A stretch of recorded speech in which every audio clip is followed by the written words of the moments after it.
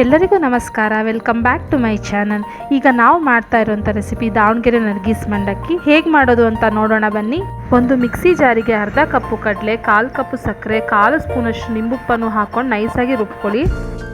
ಅದೇ ಮಿಕ್ಸಿ ಜಾರಿಗೆ 1.5 ಟೇಬಲ್ ಸ್ಪೂನಷ್ಟು ಜೀರಿಗೆ, 2 ಟೇಬಲ್ ಸ್ಪೂನ್ ಬಿಳಿ ಎಳ್ಳು, 2 ಟೇಬಲ್ ಸ್ಪೂನ್ ಕೊತ್ತಂಬರಿ ಕಾಳು, 2 ಇಂಚಷ್ಟು ಚಕ್ಕೆ, 10ರಿಂದ 15 ಲವಂಗನ ಹಾಕಿ ಪುಡಿ ಮಾಡ್ಕೊಳ್ಳಿ. 4 ರಿಂದ 5 ಗೆಡ್ಡೆ ಬೆಳ್ಳುಳ್ಳಿ, ರುಚಿಗೆ ತಕ್ಕಷ್ಟು ಉಪ್ಪು, 1 ಸ್ಪೂನ್ ಅರಿಶಿನ ಹಾಕ್ಕೊಂಡು ಪೇಸ್ಟ್ ಮಾಡ್ಕೊಳ್ಳಿ.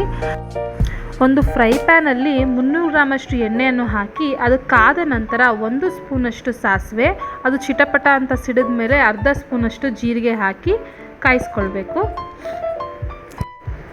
ಸ್ವಲ್ಪ ಕರಿಬೇವನ್ನು ಹಾಕಿ 10 ರಿಂದ 15 ಹಸಿಮೆಣಸಿಕಾಯಿನ ಸಣ್ಣದಾಗಿ ಕಟ್ ಮಾಡ್ಕೊಂಡು ಹಾಕ್ಕೊಳ್ಳಿ. ಅದು ಸ್ವಲ್ಪ ಚೆನ್ನಾಗಿ ಹುರ್ಕೋಬೇಕು ಎಣ್ಣೆಯಲ್ಲಿ, ಸ್ವಲ್ಪ ಕ್ರಿಸ್ಪಿ ಆಗೋವರೆಗೂ.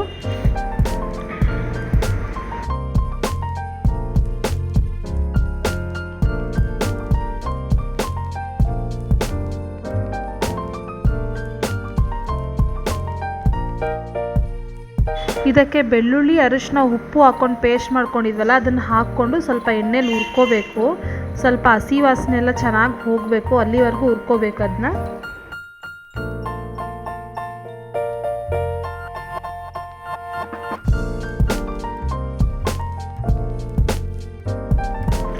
ಇದಕ್ಕೆ ಜೀರಿಗೆ, ಎಳ್ಳು, ಕೊತ್ತಂಬರಿ ಕಾಳು, ಲವಂಗ, ಚಕ್ಕೆ ಹಾಕ್ಕೊಂಡು ಪುಡಿ ಮಾಡ್ಕೊಂಡಿದ್ವಲ್ಲ ಆ ಪುಡಿನ ಹಾಕಿ ಸ್ವಲ್ಪ ಹುರ್ಕೊಳ್ಳಿ.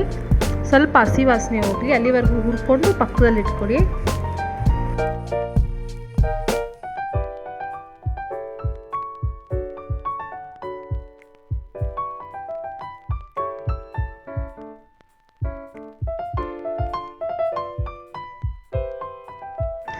ಈಗ ಒಂದು ಪಾತ್ರೆಯಲ್ಲಿ 3/4 kg ಮಂಡಕ್ಕಿ ಹಾಕ್ಕೊಂಡು ಗರಿ ಆಗೋ ತನಕ ಹುರ್ಕೋಬೇಕು.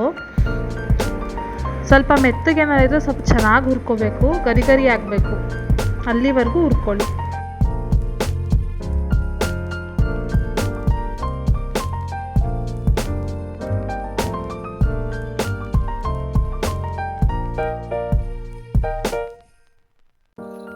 ಈಗ ಗರಿಯಾಗಿರುವಂಥ ಮಂಡಕ್ಕಿಗೆ ನಾವು ಆವಾಗಲೇ ಮಾಡಿಕೊಂಡಂತಹ ಒಗ್ಗರಣೆನ ಸೇರಿಸ್ಬಿಟ್ಟು ಚೆನ್ನಾಗಿ ಮಿಕ್ಸ್ ಮಾಡ್ಕೊಳ್ಳಿ.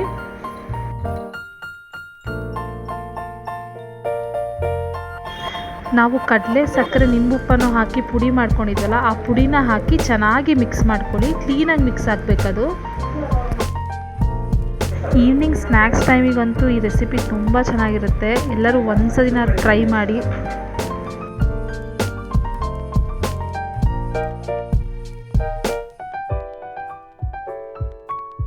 ಈಗ ಒಂದು ಪ್ಲೇಟಲ್ಲಿ ದಾವಣಗೆರೆ ನರ್ಗೀಸ್ ಮಂಡಕ್ಕಿ ಹಾಕ್ಕೊಳ್ಳಿ. ಅದಕ್ಕೆ ಸ್ವಲ್ಪ ಈರುಳ್ಳಿ, ಕಾಯಿ ತುರಿ, ಕೊತ್ತಂಬರಿ, ಸ್ವಲ್ಪ ಮಿಕ್ಸ್ಚರ್ ಇವೆಲ್ಲನೂ ಹಾಕ್ಕೊಂಡ್ಬಿಟ್ಟು ತಿನ್ನಿ. ತುಂಬ ಚೆನ್ನಾಗಿರುತ್ತೆ ಈ ರೆಸಿಪಿ. ಎಲ್ಲರೂ ಒಂದ್ಸರಿನಾದ್ರು ಟ್ರೈ ಮಾಡಿ. ಹಾಗೂ ನಮ್ಮ ಚಾನಲ್ನ ಸಬ್ಸ್ಕ್ರೈಬ್ ಮಾಡಿ, ಶೇರ್ ಮಾಡಿ. ಎಲ್ಲರಿಗೂ ಧನ್ಯವಾದಗಳು.